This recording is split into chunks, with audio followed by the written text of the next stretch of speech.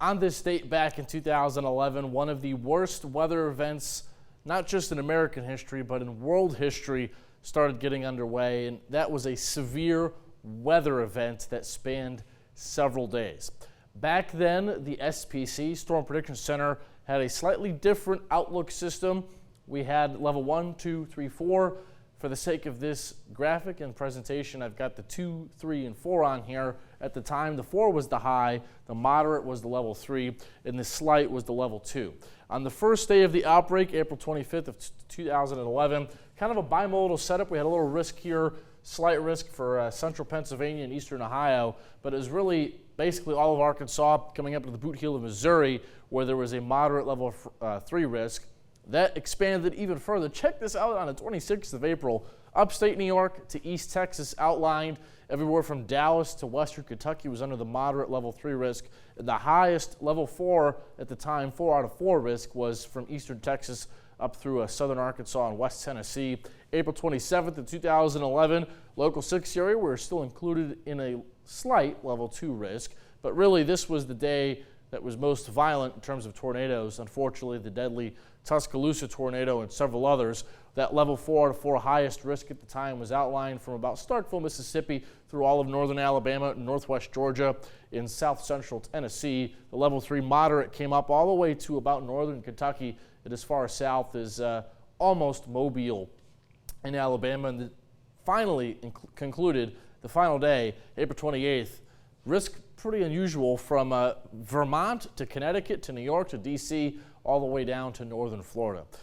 All the tornado warnings, there were many of them issued, are right here, and it's pretty impressive to look at, from basically just south of the DFW Metroplex all the way through the deep south, curling up into the northeast on the final day of the outbreak. The most amount of tornado warnings certainly were from about central Arkansas over into northern Alabama. But for the local 6 area, we did have several supercells, lots of tornado warnings. You see here a little cluster that came into southeast Missouri and southwest Illinois, and also a clustering here of some supercells that got going into Pennyrile and a few others here in Fulton, Hickman counties, then down into the boot heel. These are all the tornado warnings, each polygon that was issued at the time from the National Weather Service in Paducah, and then also the one in Memphis, Tennessee.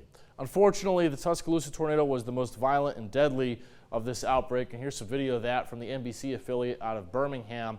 This was an EF4 with 190-mile-an-hour winds on the ground for over 80 miles at its widest point, 1.5 miles. You see there some separate little vortices on the side of the main funnel there. You see that right there swirling around, indicating a very strong supercell and very strong wind dynamics and kinematics with this system. And this tornado narrowly missed Bryant-Denny Stadium in the University of Alabama on April 27th, 2011.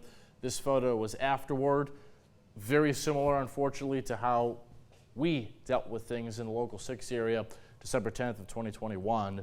This tornado did incredible amounts of damage across Tuscaloosa in northern Alabama, and it took a long while for them to recover from that tornado. So all in all, the 2011 super outbreak had 362 confirmed tornadoes.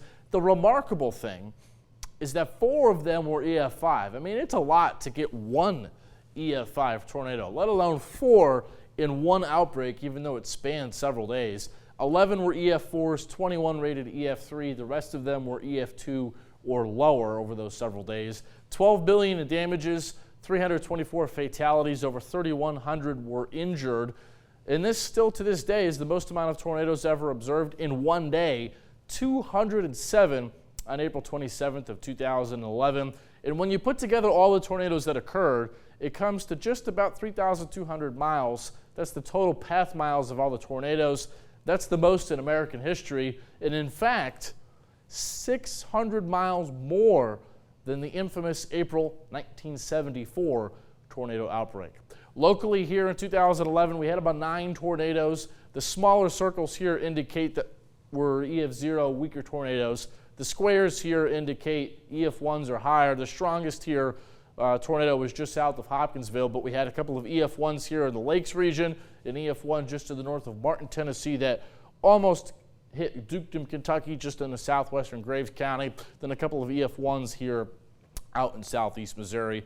To this day, this stands as not just one of the worst severe weather outbreaks in American history, but one of the worst outbreaks of violent weather we've ever seen. And we hope that we never see anything again. But it's a good reminder for you, we are in that time of year. It's a good thing to always have a plan in place before the next severe weather event threatens our area.